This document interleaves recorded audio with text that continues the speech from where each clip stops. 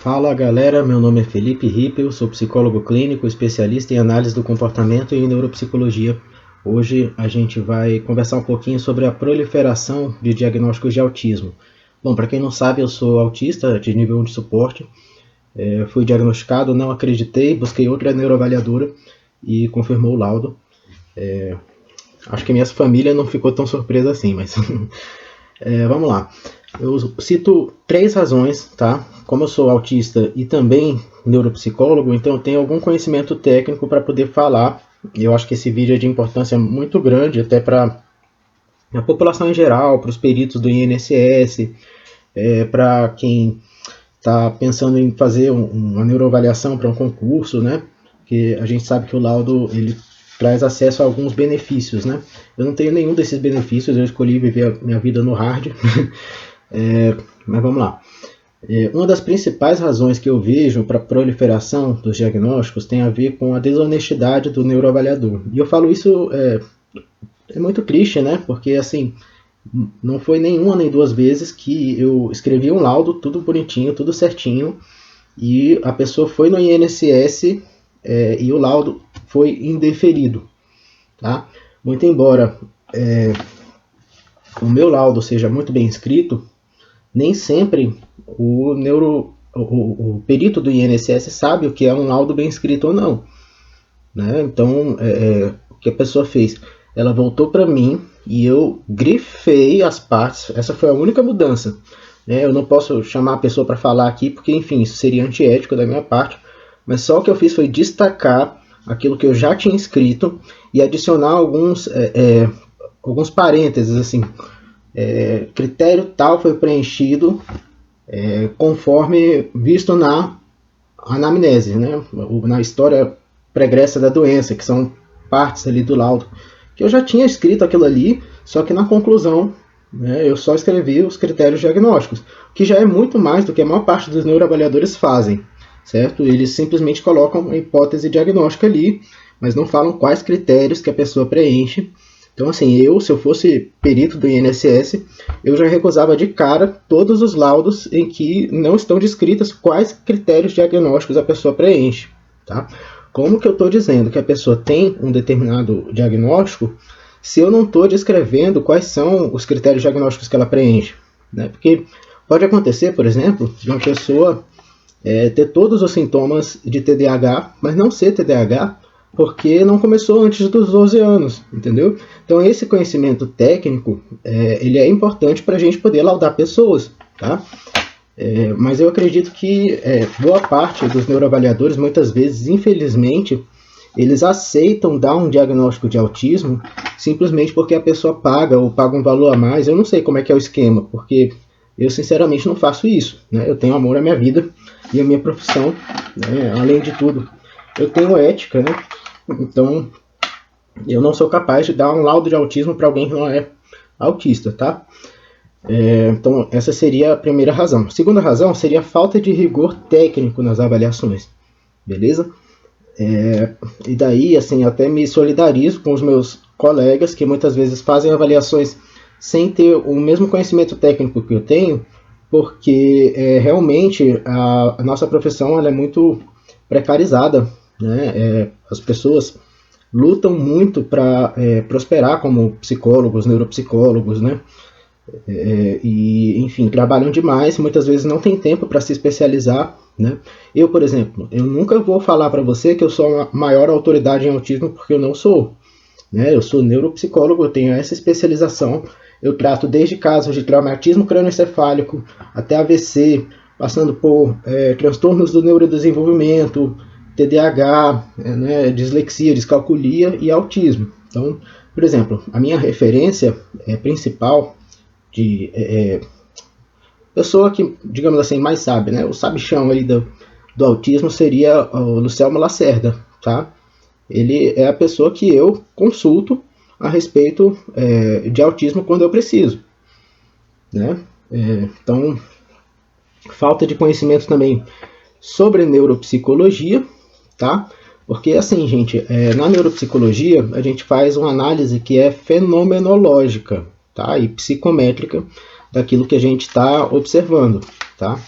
Essa análise ela nos ajuda a inferir não apenas sobre a funcionalidade do paciente no seu dia a dia, como também sobre a integridade ou danos em diferentes sistemas neurais, quando for o caso, por exemplo, de um AVC ou de um traumatismo crânioencefálico, por exemplo. Então, se a pessoa não sabe disso, o risco é que a pessoa coloque o paciente para responder a uma escala, tá? E a partir do resultado da escala, ele já dá o diagnóstico. Então, algumas escalas aí que a gente tem gratuitamente, por exemplo, né, para autismo, são QA e QE, no caso de autismo para adultos, e CARS, no caso de autismo infantil. Eu acho o uso da escala fundamental, tá? Porque muitas vezes já aconteceu de eu estar laudando um paciente, por exemplo, bipolar, que ele não traz a informação de que ele apresenta delírios e alucinações. Então, a partir da entrevista clínica, a gente chega à hipótese diagnóstica de bipolaridade, né, e daí eu vou utilizar algumas escalas para avaliar se realmente aquela hipótese é verdadeira ou não. Para além disso, tem os resultados dos testes psicométricos. Então, por exemplo, nos casos de bipolaridade, né, a gente vê muito caso de bipolaridade não tratada, em que a pessoa começa a apresentar déficits em funções executivas. Então, juntando tudo isso, né, a observação clínica, a entrevista, né, o resultado dos testes, né, e também o uso das escalas, aí a gente junta todas as informações na conclusão e dá um diagnóstico. Tá? Essa análise fenomenológica ela tem muito a ver com a psicopatologia descritiva. Tá? Para além da fenomenologia, eu diria que a própria ontologia também é muito importante, mas num outro momento do tratamento que tem diz respeito aí a psicoterapia em si. Tá? E eu acho que tanto na psicoterapia quanto na psiquiatria, o ideal é que a gente faça uso tanto de uma psicopatologia descritiva quanto de uma psicopatologia dinâmica, né? Então, a boa prática em saúde mental implica a combinação hábil e equilibrada de uma abordagem descritiva, diagnóstica e objetiva e de uma abordagem dinâmica, pessoal e subjetiva do paciente da sua doença. Tá? Então, falta de conhecimento sobre neuropsicologia é uma das razões que nos faz ter uma proliferação de laudos. Para além disso, também, é uma falta de conhecimento em psicopatologia também. Tá? Que, por exemplo, já aconteceu muitas vezes muitas vezes não, algumas vezes, né? O paciente chegar com o diagnóstico dado por outro profissional e durante a avaliação, a gente chega a outra conclusão. Por exemplo, já chegou um paciente com sintomas psicóticos e, enfim, ele estava ali laudado como esquizofrênico por uma psiquiatra. Né? Só que através da entrevista, a gente vê que, na realidade, esses sintomas eles começaram a partir de um trauma que o paciente teve.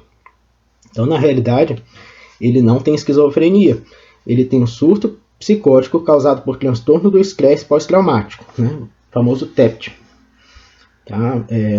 Então, assim, em função disso, gente, eu queria trazer aqui algumas informações que são importantes, né, para que a gente possa fazer uma boa entrevista clínica. Tá? As questões investigadas na entrevista dizem respeito a por que o paciente foi encaminhado, né? Qual o objetivo do exame, qual a caracterização sociodemográfica do paciente, né? Então, assim, os desempenhos nos testes variam de acordo com a cultura, com a escolaridade, com o gênero, né? Como que os sintomas surgiram e evoluíram até o momento do exame, né? Lembra que eu falei que tem um pedaço do laudo que a gente fala que é história pregressa? Pois é. Como era o funcionamento do paciente antes do surgimento dos sintomas? Tá? Como o paciente desenvolveu a cognição e o comportamento ao longo da vida? Como foi o desenvolvimento do paciente no contexto acadêmico e profissional? Quais foram os principais cargos ou posições que ele já ocupou? Ele foi estável nos empregos que teve? Quais foram os motivos pelos quais ele mudou de emprego? Tá? Então, só com essas perguntas aí que eu já mencionei, você já tem uma série de informações que muitas vezes invalidam um diagnóstico. Né? Quer dizer, se os prejuízos começaram há 3 anos atrás, então realmente essa pessoa não é autista, essa pessoa não é TDAH, Porque para um transtorno do neurodesenvolvimento a gente precisa ter o início cedo, né? Antes dos 12 anos. Há algum diagnóstico neurológico ou psiquiátrico prévio? Atualmente, como que é a saúde geral do paciente? Quais doenças ele tem ou teve? Então, por exemplo, pode ser que a pessoa venha, já aconteceu, por exemplo, da pessoa vir querendo um diagnóstico de bipolaridade, né? Porque ela está deprimida, já tem alguns anos, mas aí a gente descobre que essa depressão teve como início, na realidade, um quadro de hipotireoidismo, né? Ou de ausência de vitaminas. Então, essa é uma pergunta muito importante que a gente precisa fazer. A gente não está avaliando, né? Porque no contexto de psicoterapia, a gente não precisa de uma resposta agora, né? A gente vai avaliando e futuramente a gente consegue dar uma resposta. A psicoterapia também é um modelo eficaz de investigação que pode gerar um laudo, tá? Você não precisa fazer uma avaliação neuropsicológica completa para ter um diagnóstico. O próprio psiquiatra não faz uma avaliação neuropsicológica e mesmo assim dá diagnóstico. Né? O paciente apresenta alguma limitação sensorial ou motora? Ele usa drogas lícitas ou ilícitas? Quais medicações usadas durante o exame? Em alguns casos a gente solicita, inclusive, que o paciente esteja estabilizado para fazer o exame. Por exemplo, não dá para a gente fazer exame neuropsicológico em um paciente com sintomas positivos de esquizofrenia, tá? Ou em um paciente em estado de mania. Não dá, porque o desempenho dele não vai ter a ver com o real quadro dele. Vai ter a ver mais com a condição que ele está naquele momento. Então, a gente pede para que o paciente inicie o uso, né? Já aconteceu, por exemplo, o paciente veio para um diagnóstico de bipolaridade, né? A gente identifica que é bipolaridade nos primeiros 40 minutos, né? Só que daí a gente está percebendo que ele está em estágio de mania. Então, eu escrevo lá o laudo, né? Um laudo não, né?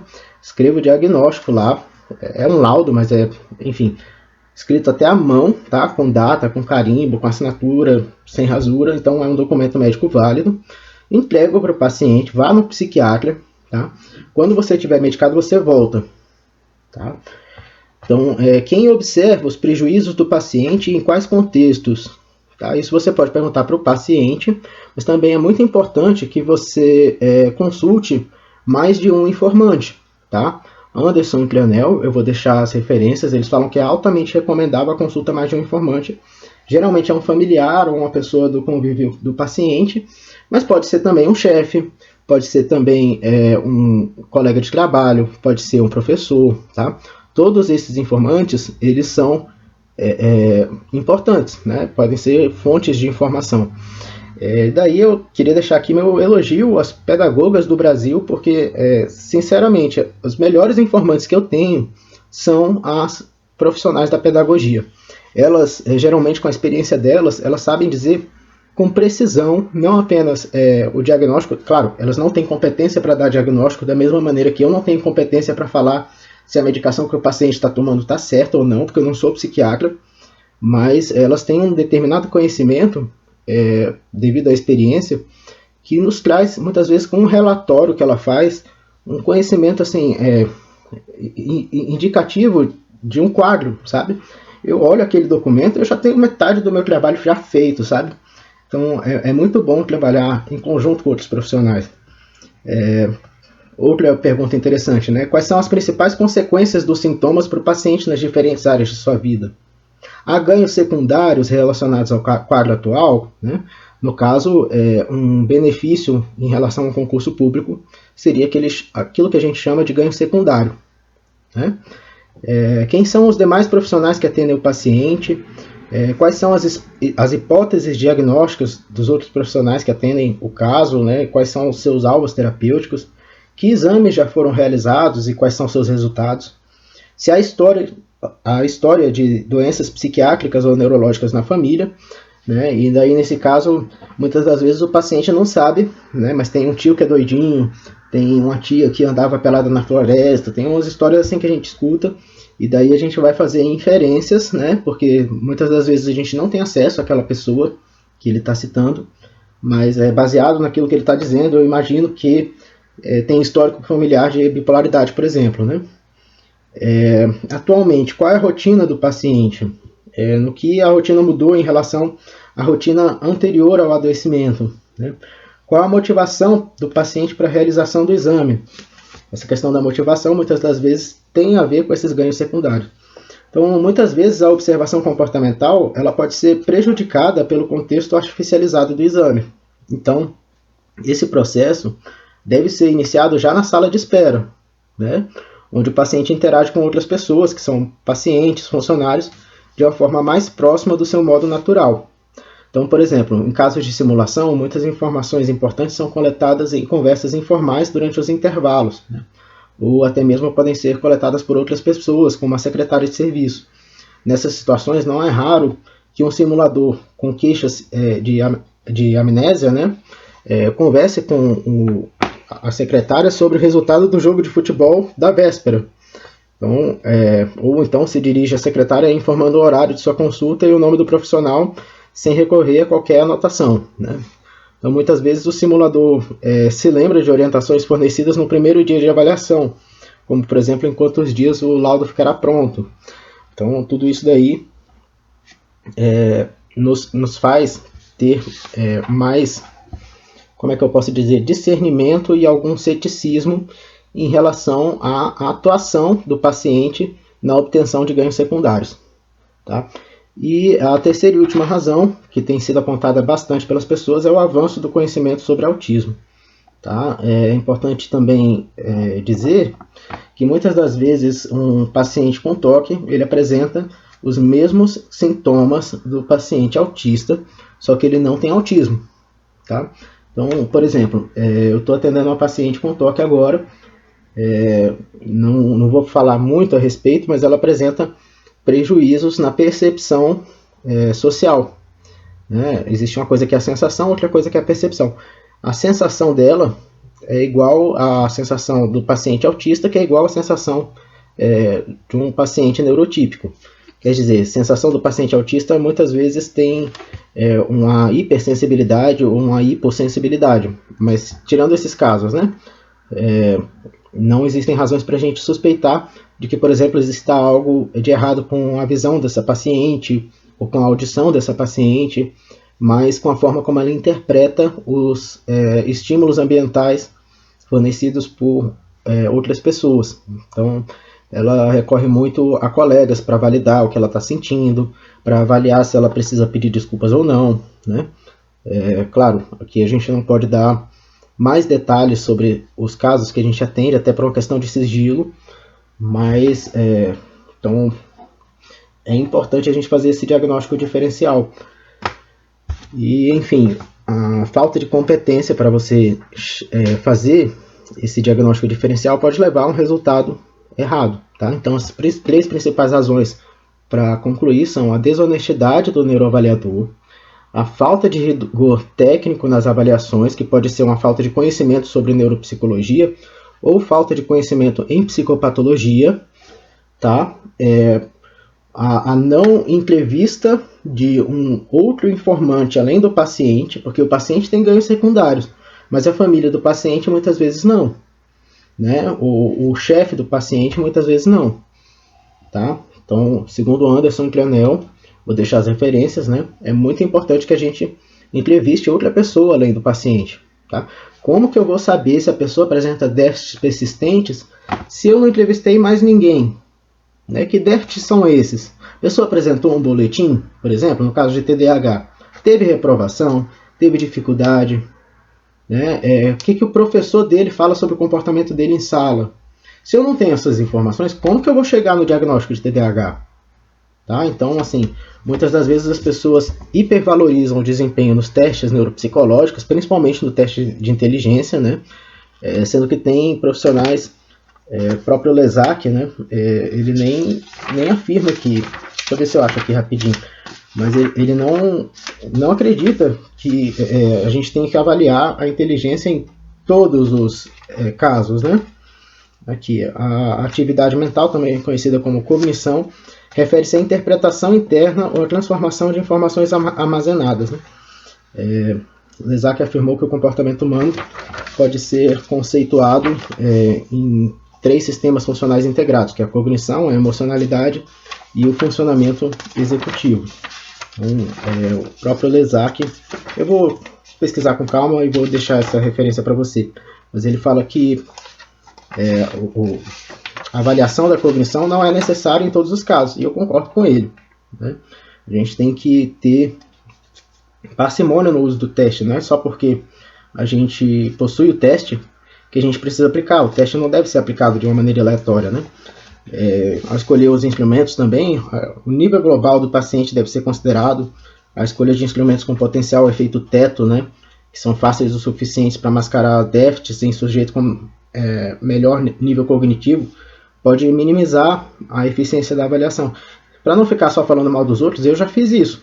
Eu já apliquei um teste com um efeito teto numa paciente, tá? E daí depois eu tive que fazer um outro teste, né, que eu subestimei a capacidade intelectual dela. E no caso era desconhecimento meu, né? Aqui, a avaliação da cognição geral do paciente pode ser útil para ajudar na seleção de outros instrumentos, mas isso não é consenso em neuropsicologia. Lesak, Howison, Bigler e Tranel consideram tal procedimento desnecessário e, de certa forma, incompatível com a concepção modular de cognição. Tá? Outros sugerem que, a despeito das limitações de teste de inteligência, como as escalas Wechsler, né, medidas globais de cognição podem fornecer um pano de fundo para o planejamento e seleção de outros instrumentos. Por exemplo, em casos de manutenção de um nível intelectual médio superior no início da doença, a escolha de instrumentos com maior nível de inteligência de exigência, poderá evidenciar com maior precisão déficits cognitivos potenciais. Beleza, galera? Então, eu espero ter lançado luz aí para vocês. Eu que tenho lugar de fala, eu que tenho conhecimento em neuropsicologia, né, gostaria de poder contribuir para essa discussão, trazendo as minhas percepções, tá? É isto. Bom, galera, se você chegou até o final desse vídeo, significa que você gostou do conteúdo. Então, comenta, curte, compartilha, tá? Você não comeria uma comida toda se você achasse a comida ruim. Da mesma forma, você não veria o vídeo inteiro se você não estivesse interessado nas coisas que eu tenho a dizer. Um abraço para você e até logo menos.